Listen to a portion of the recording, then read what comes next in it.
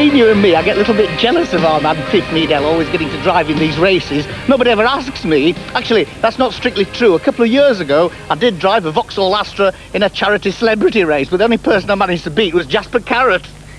Anyway, now's my big chance. I've been invited here to Silverstone to take part in the saloon race.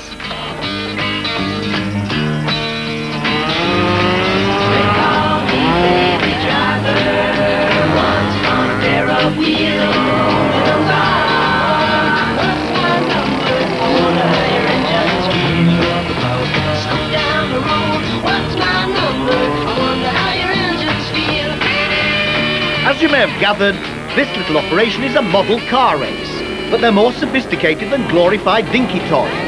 With 22cc Japanese chainsaw engines supplying the horsepower, these little wonders are seriously fast. 0 to 60 in 3 seconds, would you believe? They're called quarter scale, which I don't understand because they're much smaller than a quarter of a proper car. Every car's innards are the same, and you can have any bodywork you like. You'll find that a lot of the drivers are frustrated Formula One drivers, basically. They'd love to race full-size cars, but the cost is, as you know, phenomenal. And this is a cheap out for them. The car's costing about £1,000. Isn't that big a dent in your wallet? What's all this about then? Hello, Tony. Well, this is keeping the car clean after racing on the track. Plenty of rubber dust accumulates all around the electronics and the drivetrain. So just like the full-size stuff, we've got to keep it clean. You've got a bit of straw in there as well. Yeah, too near the straw bales, I'm afraid. So what is the actual secret of being a good model car racer? The actual secret in driving terms is really the eye-hand coordination. The other key thing is setting the car up, the experience really, to know how to set the suspension, because everything is adjustable on this car. We're not allowed to touch the engines at all. They come from the factory as sealed units. The only thing we're allowed to actually do is to set up and adjust the suspension on the car. Everything else basically is governed. We're even on control slicks. So it's just like real motorsport. Just like real motorsport. Scrutineers and rules and regulations. Oh, absolutely, absolutely. But quite friendly, quite friendly. Well, we'll see how friendly it is and how easy. I reckon I could be all right at this caper. Right, so what do you do then? Well, here's your car, Tony. Here's the transmitter. Fairly simple. Right and left for the steering. Throttle up, neutral in the position there, and you pull back for brakes. No gears, piece of cake. No gears. Let's do it, come on. Transmitter's all yours.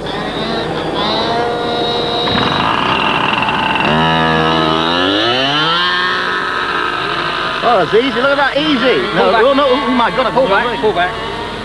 That's it now. I've got this is the difficult now, bit. Coming towards you, left, right. It's opposite to what it should be. Yeah, you have to imagine you're sat in the driver's seat. That's it.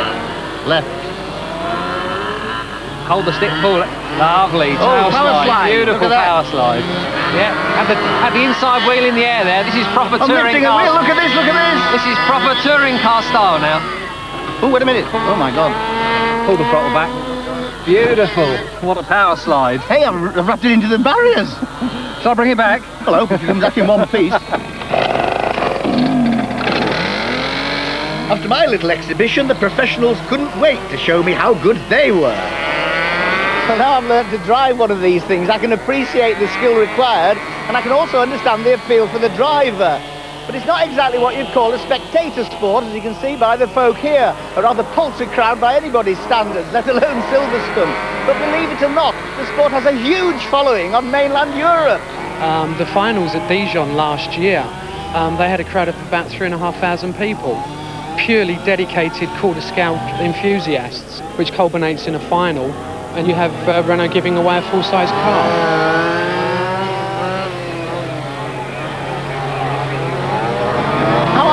You see what's going on? They're going so quickly. Whichever one comes through first, we just shout the numbers and Julie clocks them up. Oh, you're shouting, are you? I was. But I've interrupted you, so I've ruined all the results. And do you enjoy it? Sometimes it gets a bit tedious. When the races go on a bit and it's the same people and they're not having many crashes.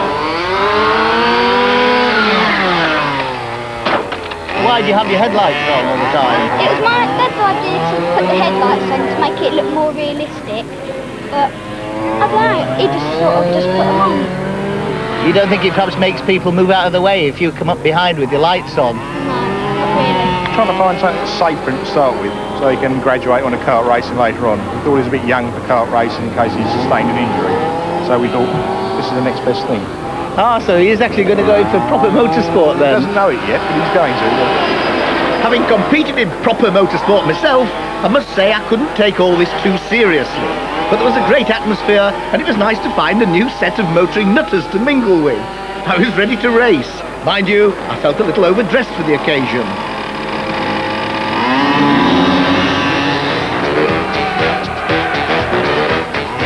I'm driving the yellow BMW number 7, by the way.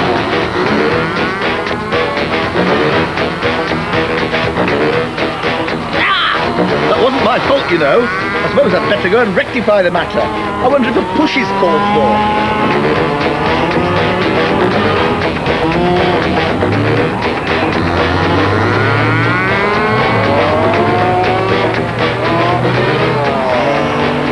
I don't know whether you know this, but all racing drivers have lists of good excuses. I just couldn't think of one at the time. Well, I'm really enjoying myself today, but I've learnt one thing. All these racing cars are far too fast for me, so I'm going to stick to something that's more my pace. It's good, isn't it, Dad?